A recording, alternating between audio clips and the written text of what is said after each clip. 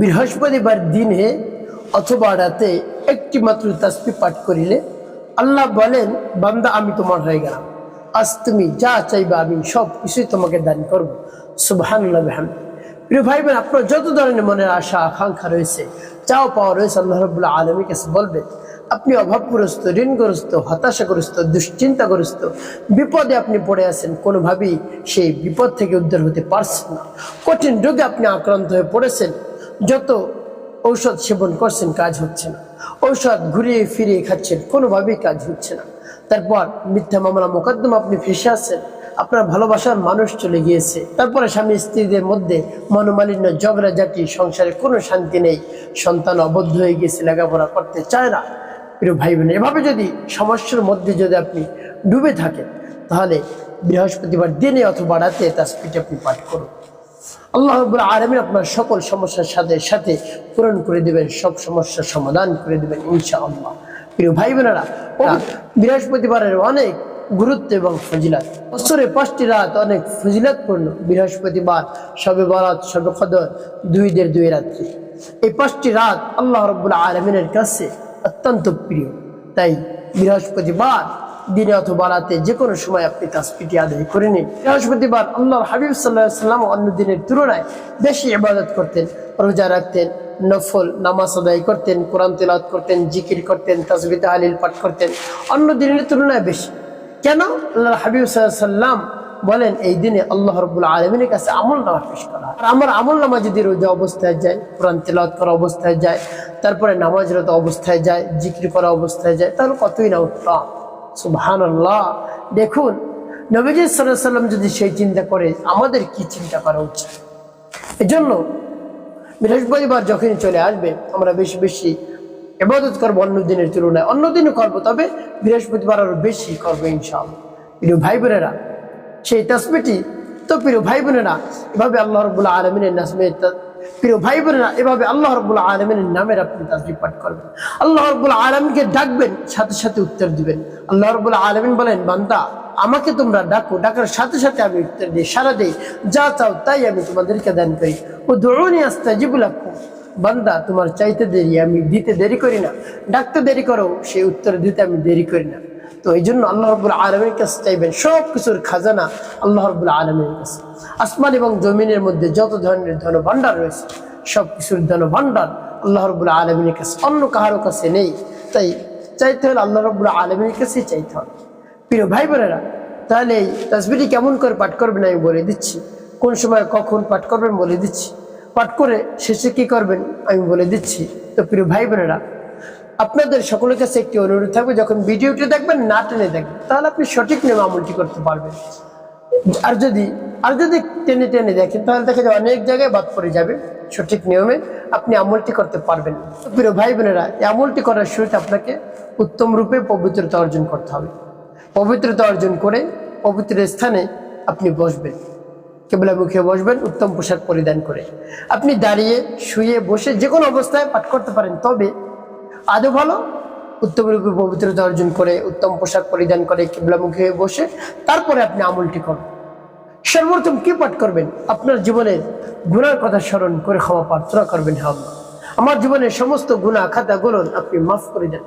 জীবনে যত ধরনের অন্যায় করেছি, অপরাধ করেছি, সকল অন্যায় অপরাধ আপনি ক্ষমা করে দিয়ে আমার অন্তরকে পাক এবং পবিত্র বানিয়ে দিন।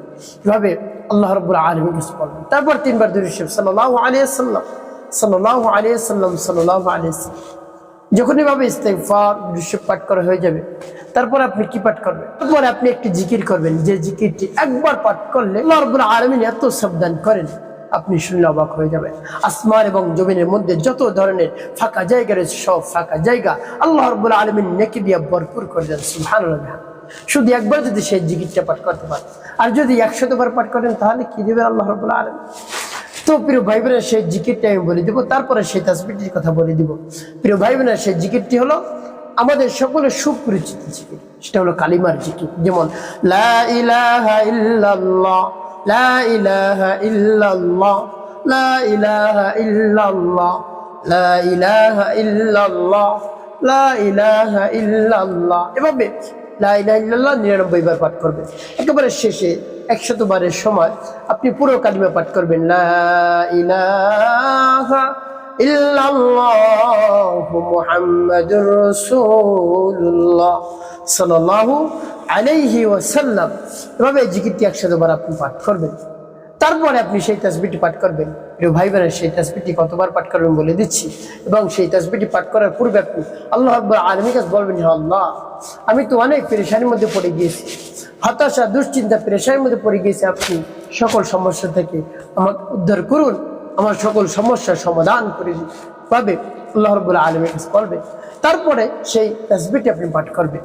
আমি আপনাদেরকে বলে দিচ্ছি তাসবিহটি পাঠ করার পর কি করবেন, পরে বলে দিচ্ছি। আগে তাসবিহটি সৈশুদ্ধ করে বলে নেই, আমার দেখার নিয়ম অনুযায়ী আপনি তাসবিহটি পাঠ করুন। যেমন বিসমিল্লাহির রহমানির রহিম, ইয়া যাল জালালি ওয়াল ইকরাম, ইয়া যাল জালালি ওয়াল ইকরাম, ইয়া যাল জালালি ওয়াল ইকরাম, ইয়া যাল জালালি ওয়াল ইকরাম। এভাবে গুনে গুনে এই তাসবিহটি 11 বার আপনি পাঠ করবেন। যখন পাঠ করা হবে শেষে 3 বার দুরূদ ইব্রাহিম পাঠ করবেন। আল্লাহুম্মা সাল্লি আলা মুহাম্মাদ ওয়া আলা আলি মুহাম্মাদ কামা সাল্লাইতা আলা ইব্রাহিম ওয়া আলা আলি ইব্রাহিম ইন্নাকা হামিদুম মাজিদ। আল্লাহুম্মা বারিক আলা মুহাম্মাদ ওয়া আলা আলি মুহাম্মাদ কামা বারাকতা আলা ইব্রাহিম ওয়া আলা আলি ইব্রাহিম ইন্নাকা হামিদুম মাজিদ। আল্লাহুম্মা সাল্লি আলা মুহাম্মাদ ওয়া আলা আলি মুহাম্মাদ كما صليت على إبراهيم وعلى آل إبراهيم إنك حميد مجيد. اللهم بارك على محمد وعلى آل محمد كما باركت على إبراهيم وعلى آل إبراهيم إنك حميد مجيد. اللهم صل على محمد وعلى آل محمد كما صليت على إبراهيم وعلى آل إبراهيم إنك حميد مجيد. اللهم بارك على محمد وعلى آل محمد كما باركت على إبراهيم وعلى آل إبراهيم إنك حميد مجيد. যখন দুরূদ ইব্রাহিম পাঠ করা হয়ে যাবে, আপনার আমলটি করা শেষ। এখন কি করবেন? ওই স্থানে বসে আল্লাহ রাব্বুল আলামিনের দরবার হাত উত্তোলন করবেন। আল্লাহ, আমার সমস্যার সমাধান করুন। যে সমস্যার মধ্যে আমি পড়ে গিয়েছি, আল্লাহ, কঠিন রোগে আক্রান্ত হয়ে পড়েছি, আমার সন্তান অবাধ্য, বাধ্য করে দিন, মিথ্যা মামলা মোকদ্দমায় ফেঁসে গিয়েছে, আপনি খালাস করে দিন। হে আল্লাহ, আরো যত ধরনের সমস্যায় আমি পড়ে গিয়েছি, কঠিন বিপদে আমি আক্রান্ত হয়ে পড়েছি।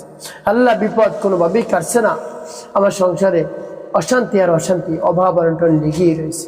এভাবে আল্লাহ রাব্বুল আলামিনের কাছে মন খুলে প্রাণ ভরে বলবেন, হে আল্লাহ, আমার ভালোবাসার মানুষ চলে গিয়েছে, ভালোবাসার মানুষ কাছে এনে আমি, অন্যথায় আমি একেবারে শেষ হয়ে যাব, ধ্বংস হয়ে যাব। হে আল্লাহ, আপনি এই সমস্যার সমাধান করেন।